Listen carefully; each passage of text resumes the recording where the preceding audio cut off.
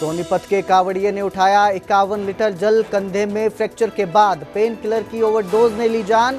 परिवार ने कहा ज्यादा जल उठाने की ना लगाएं होड़, 1 लीटर जल में भी उतनी ही श्रद्धा। सोनीपत में सीआरपीएफ जवान की हत्या, रात में घर से बुलाकर गोली मारी, 3 दिन पहले ही बना था पिता। हिसार में ट्रक और क्रेटा कार की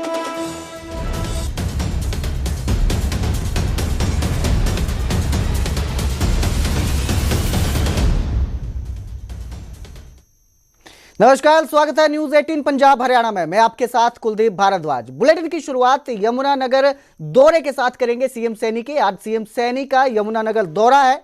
कलेसर में वन महोत्सव में सीएम सैनी शिरकत करेंगे। विश्राम गृह का भी आज उद्घाटन किया जाएगा, सीएम सैनी उद्घाटन करेंगे। तो आज यमुनानगर दौरे पर मुख्यमंत्री नायब सिंह सैनी है। कलेसर में वन महोत्सव में शिरकत करेंगे नायब सिंह सैनी। इसके साथ ही वहां पर विश्राम गृह का भी उद्घाटन किया जाएगा। तो मुख्यमंत्री का यह दौरा है। आज यमुनानगर जाएंगे, कार्यक्रम में शामिल होंगे वन महोत्सव कार्यक्रम में, और साथ ही विश्राम गृह का उद्घाटन करेंगे।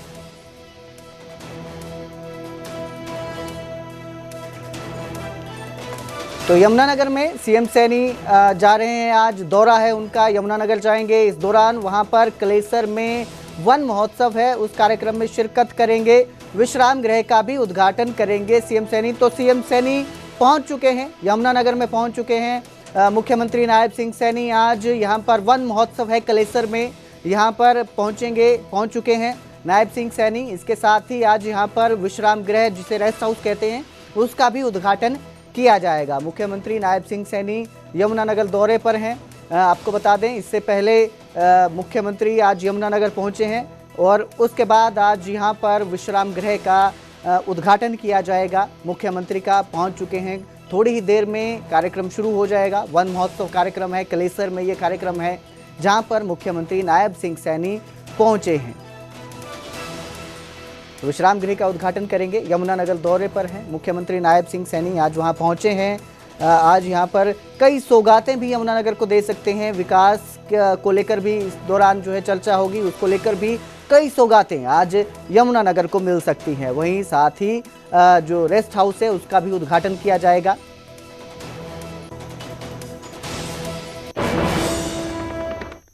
तो वहीं बीजेपी का मिशन 2029 पर फोकस है। हरियाणा बीजेपी विधायक दल की बैठक है, कल चंडीगढ़ में बुलाई गई है। ये बैठक जो है विधायक दल के साथ बैठक बुलाई गई है। सीएम नायब सैनी की अध्यक्षता में यह बैठक होगी। हरियाणा विधानसभा चुनाव में हारी 42 सीटों पर फोकस किया जाएगा। 42 विपक्षी सीटों पर बीजेपी मंथन करेगी। हरियाणा में भाजपा की निगाह उन विधानसभा सीटों पर है जहां विपक्षी दलों के विधायक चुनकर आए हैं, उन्होंने जीत हासिल की है। तो किस वजह से वो जीते हैं, क्या वजह रही कि उन सीटों पर बीजेपी को हार मिली है, इस खबर पर ज्यादा जानकारी के लिए मेरे सहयोगी अंकित दुदानी मेरे साथ जुड़े हैं।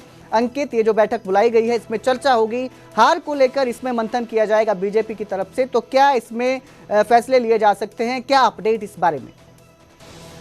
बिल्कुल, 29 तारीख को भारतीय जनता पार्टी की विधायक दल की बैठक बुलाई गई है और भाजपा की विधायक दल की बैठक के अंदर जो एजेंडा रहने वाला है, प्रमुख तौर पर यही एजेंडा रहने वाला है कि 48 सीटें बीजेपी जीती है अब की बार, और 48 सीटें जीत करके सरकार बनाई है। जो 42 सीटें हारी है बीजेपी, वो चाहे कांग्रेस जीती है या इंडियन नेशनल लोकदल जीती है या कोई निर्दलीय वहां से जीत करके आए हैं, तो उन सीटों के ऊपर अभी से भारतीय जनता पार्टी फोकस करना चाहती है।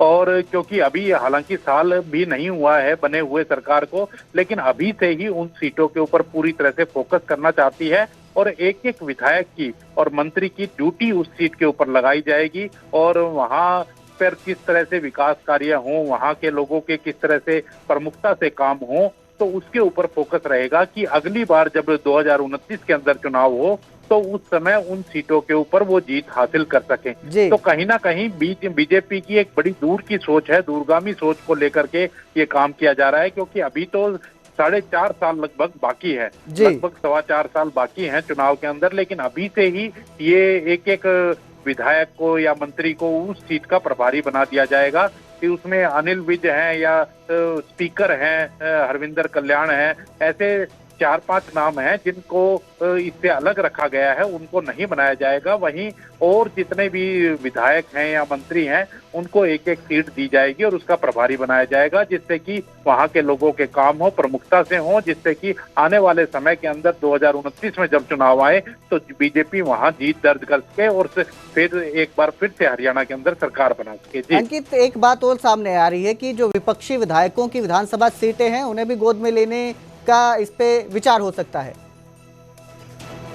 यही तो विपक्षी विधायक हैं, जो मैंने बताया कि जो 42 जो बचे हुए हैं उन पे विपक्षी विधायक ही हैं जी। जो कांग्रेस के हैं, इंडियन नेशनल लोकदल के हैं या निर्दलीय हैं, वो विपक्षी है। तो इसी वजह से उन्हीं के ऊपर फोकस किया जाएगा। वही 42 सीटें हैं, 48 सीटें तो खुद भारतीय जनता पार्टी जीती है और 42 सीटों में से 37 की अगर बात की जाए तो कांग्रेस पार्टी ने जीती है। बहुत बहुत शुक्रिया अंकित इस सारी जानकारी के लिए। तो आज जो ये बैठक बुलाई गई है, इसके बाद ही फैसला लिया जाएगा कि इस पे किस तरह से काम किया जाना है। तो वहां गोहाना में सीआरपीएफ जवान का मर्डर कर दिया गया। गोहाना में सीआरपीएफ जवान की गोली मारकर हत्या की गई। छुट्टियों पर जवान कृष्ण घर आया हुआ था। गांव के ही युवकों ने घर बुलाकर जवान की हत्या की है। मामले में पुलिस की टीम जांच में जुटी हुई है। तो ये मर्डर किया गया है। घर छुट्टी पर आया था सीआरपीएफ जवान, जिसकी गोली मारकर हत्या कर दी गई है। आरोप लगे हैं कि गांव के ही युवकों ने पहले जवान को घर बुलाया और फिर गोलियां मारकर उसकी हत्या कर दी। हालांकि यह हत्या किस वजह से की गई, ये जांच का विषय है, जिसमें पुलिस जुटी हुई है। तो ये सीआरपीएफ जवान का गोली मारकर कत्ल किया गया है। घर आया था, छुट्टी पर यह जवान घर आया था। आरोप है कि गांव के ही कुछ युवकों ने सीआरपीएफ जवान को पहले घर बुलाया और फिर गोली मारकर कत्ल की वारदात को अंजाम दिया। हालांकि क्या कत्ल के पीछे की वजह है, यह अभी साफ नहीं हुआ है। पुलिस पूरी वारदात की जांच में जुटी हुई है, जिसके बाद ही साफ हो पाएगा कि किस वजह से सीआरपीएफ जवान का मर्डर किया गया।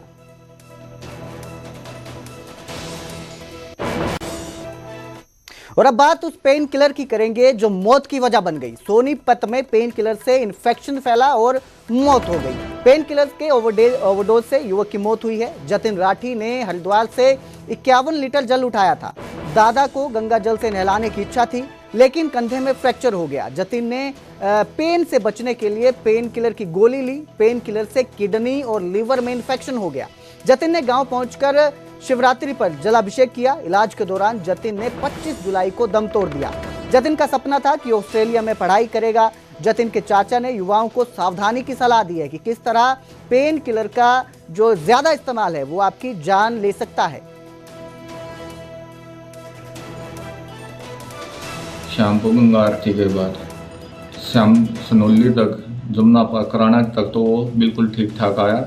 उसके बाद आने के बाद उसके मसल्स में दिक्कत हो गई, लेकिन हौसला इतना रखा कि मैं लेके आऊँगा।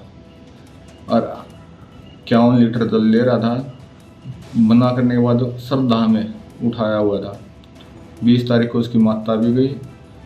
अब कोई दिक्कत हो, कोई चेहरे पे 1% सिकन नहीं आने दी। मैं थका हुआ हूँ, अब लेके आऊँगा।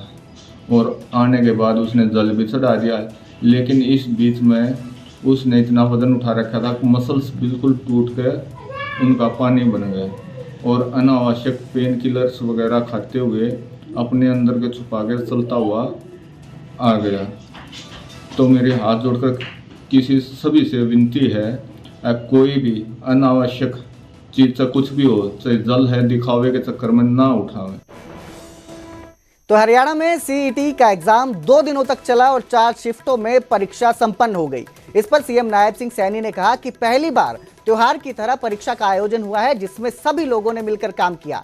वहीं परीक्षा के रिजल्ट को लेकर हरियाणा स्टाफ सिलेक्शन कमीशन के चेयरमैन हिम्मत सिंह ने कहा कि 1 महीने में रिजल्ट जारी होगा और 1-2 रोज में आंसर की भी जारी की जाएगी।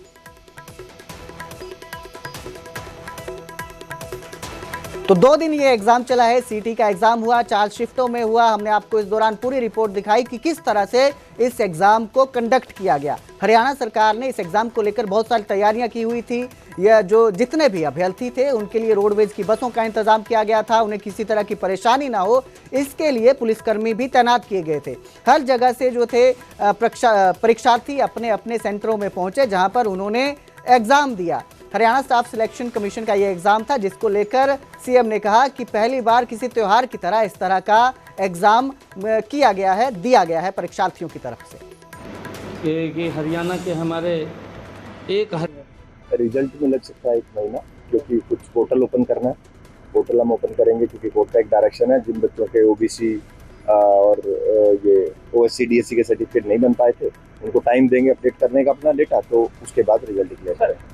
आंसर की मैं जैसे आज लास्ट एग्जाम है तो कोशिश करूंगा कि इनका डिलीवरी प्रॉपर कमीशन में हो जाए नेक्स्ट 1 या 2 दिन में मैक्सिमम। धन्यवाद देता हूं कि हरियाणा के हमारे एक हरियाणा टीम के रूप में मिलकर के जिन्होंने काम किया है, चाहे हमारे सभी अधिकारीगण हों, हमारे रोडवेज के कर्मचारीगण हों, हमारे पुलिस के अधिकारीगण हों, या हमारे जो स्टाफ में लगे हुए लोग हों। और मैं तो जिन लोगों ने, जो बच्चों के माँ बाप, उनके पेरेंट्स आए हैं, उनके लिए जो छबिलें भी लगाई हैं, अलग अलग स्थानों के ऊपर छबिलें लगा करके कहीं पर कोई दिक्कत, एक पर्व के रूप में इस सीईटी के एग्ज़ाम को पूरे हरियाणा प्रदेश ने मनाया है। मैं सभी को दिल से धन्यवाद भी देता हूं, सभी को बधाई भी देता हूं, और ख़ास करके क्योंकि हमारे पुलिस के कर्मचारी और हरियाणा रोडवेज के जिन्होंने बच्चों को कोई दिक्कत परेशानी नहीं आने दी, सभी के सभी एक टीम हरियाणा के रूप में वो लगे रहे हैं, उन सबको बधाई देता हूं। रविवार को जींद में सीईटी परीक्षा केंद्र के बाहर लड्डू बांटने का मामला भी सामने आया। दरअसल परीक्षा के दौरान एक मूक बधिर महिला को लेबर पेन शुरू हुआ, जिसके बाद उसे अस्पताल ले जाया गया, जहां उसने एक बच्चे को जन्म दिया। इसके बाद महिला के परिजन मिठाई का डिब्बा लेकर परीक्षा केंद्र पहुंच गए और लोगों के बीच मिठाई बांटी। महिला का नाम मोनिका है, जिसकी 18 महीने पहले जींद के सिलाखेड़ी के अजय से शादी हुई थी। मोनिका को परीक्षा दिलवाने अजय भी परीक्षा केंद्र पहुंचे थे। उन्हें मोनिका के लेबर पेन की जानकारी नहीं थी, जिसके बाद उन्हें लेबर पेन शुरू हुआ और उन्होंने एक बच्चे को जन्म दिया। उनका बेटा हुआ है जी, और इस खुशी में मैं डब्बा लेकर आया हूँ। उनको तो पता भी नहीं, सवेरे आए थे ना, उसकी वाइफ को साथ में लेके आए थे पेपर दिलवाने के लिए। फिर उनका प्रेग्नेंट है, दिक्कत होगी तो हॉस्पिटल में ले गए, और वो भाई यहाँ पे है, उसको तो पता ही नहीं, उसको लेने के लिए आया हूँ मैं डब्बा लेके। अभी देखेगा फिर। हाँ जी, बहुत डबल खुशी होगी जी। इधर पेपर क्लियर है, उधर बेटा हो गया। क्या काम करता है जी? ये पंप पे लगा हुआ जी। हाँ, पेट्रोल पंप पे। हाँ जी, दोनों गुंगे बहरे हैं, वाइफ भी हो रही है जी।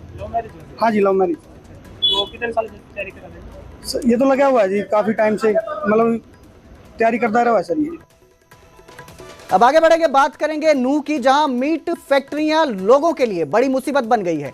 नियमों को ताक पर रखकर ये फैक्ट्रियां चल रही हैं। गंदगी, बदबू से बीमारियां फैल रही हैं, लोग परेशान हैं। फैक्ट्रियों के खिलाफ सोशल मीडिया पर विरोध ट्रेंड कर रहा है। गांव जलालपुर में अल्फेयर फैक्ट्री पर विरोध प्रदर्शन किया गया।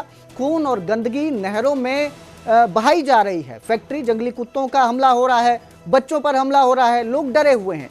लोगों ने फैक्ट्री बंद करने की प्रशासन से मांग की है। तो ये जो फैक्ट्रियां चल रही हैं, मीट फैक्ट्रियां, ये लोगों के लिए मुसीबत बन रही है, क्योंकि इसका जो वेस्टेज है वो सारा नहरों में बहाया जा रहा है, ये आरोप लग रहे हैं। इसके साथ ही उस वेस्टेज को लेकर कुत्ते भी वहां पे पहुंचते हैं, जो लोगों पर भी हमला कर रहे हैं। लोगों के लिए भी वो मुसीबत बने हुए हैं। तो लोग डरे हुए हैं, सहमे हुए हैं और फैक्ट्री बंद करने की प्रशासन से मांग कर रहे हैं।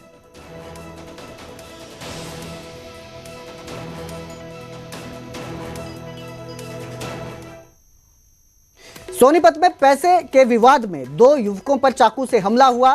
पैसे लेने गए 2 दोस्तों पर यह हमला हुआ है।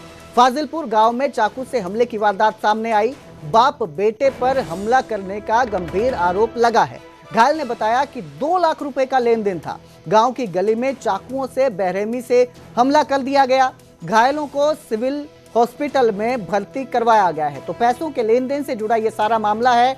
आरोप है कि 2 लाख रुपए का लेन देन का मामला था, जिसको लेकर हमला किया गया। चाकुओं से हमला किया। फाजिलपुर गांव में हमले की वारदात सामने आई है, जिसमें 2 दोस्तों पर पैसे लेने जो गए थे उन पर हमला किया। फिलहाल घायलों को सिविल अस्पताल में भर्ती करवाया गया है, उनका इलाज चल रहा है।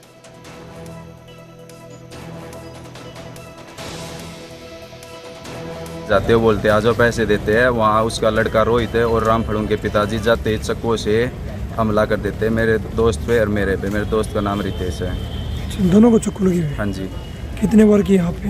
ये देखो जी 5-6 बार है ये हाथ पे। कारण क्या था ये पैसे लिए थे उन्होंने 2-3 साल पहले। कितने पैसे? 2 लाख रुपए थे जी। उनके घर पे पहुंचे थे आप? हाँ जी, गली में गए थे जी उनकी। गली में घुसते हमारे? गली में घुसते ही बदतमीजी करने लगे, कौन से पैसे, कोई पैसे नहीं है, चले जाओ, हम नहीं देते। तो वहाँ से झगड़ा स्टार्ट होता है और दोनों पहले ऑलरेडी चक्कू ले रखे थे। तो वहीं चंडीगढ़ राजभवन में तीज महोत्सव बनाया गया। हरियाणा राजभवन में तीज महोत्सव की धूम दिखाई दी। कार्यक्रम में महामहिम राज्यपाल असीम कुमार घोष और उनकी धर्मपत्नी मित्रा घोष भी उपस्थित रही। मुख्यमंत्री नायब सिंह सैनी और उनकी धर्मपत्नी सुमन सैनी सहित कई गणमान्य व्यक्ति भी मौजूद रहे। कार्यक्रम का हिस्सा तीज पर्व के उपलक्ष्य में सांस्कृतिक कार्यक्रम की प्रस्तुति की गई।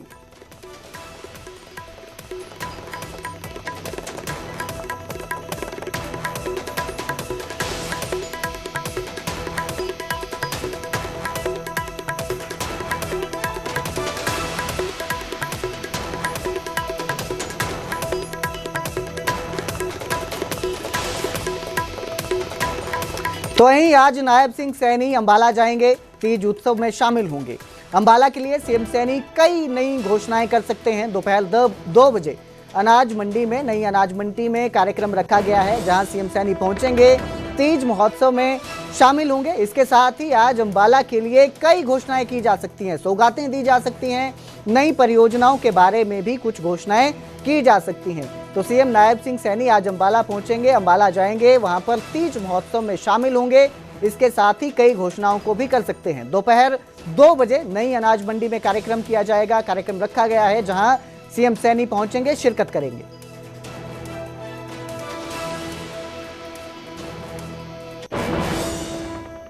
तो वहीं लुधियाना में बड़ा हादसा हुआ है। जहेड़ा नहर में श्रद्धालुओं से भरी गाड़ी गिर गई। हादसे में 4 लोगों की मौत की पुष्टि हो चुकी है। अभी यह आंकड़ा और भी बढ़ सकता है, मौत का जो आंकड़ा है वो बढ़ सकता है। फिलहाल कुछ लोगों के लापता होने की जानकारी भी सामने आई है। जानकारी के मुताबिक नैना देवी से आते वक्त ये हादसा हुआ। श्रद्धालुओं से भरी पिकअप गाड़ी जो है वो हादसाग्रस्त हो गई। इस गाड़ी में करीब 25 श्रद्धालु सवार थे। मलेरकोटला के गांव मानकवाला के रहने वाले ये सभी श्रद्धालु बताए जा रहे हैं। पायल के जगेड़ा गांव के पास ये हादसा हुआ है, बड़ा हादसा है। 25 लोग एक पिकअप गाड़ी में सवार थे जो हादसाग्रस्त हो गई, नहर में गिर गई। बताया जा रहा है सभी श्रद्धालु थे जो नैना देवी से आ रहे थे। लौटते वक्त यह हादसा हुआ है, जिसमें अभी तक 4 लोगों की मौत की पुष्टि की जा चुकी है। हालांकि कहा जा रहा है कि आंकड़ा और बढ़ सकता है, क्योंकि कई लोग अभी लापता हैं, मिले नहीं हैं। उसके बाद ये साफ होगा कि इस हादसे में कितने लोगों की जान गई है।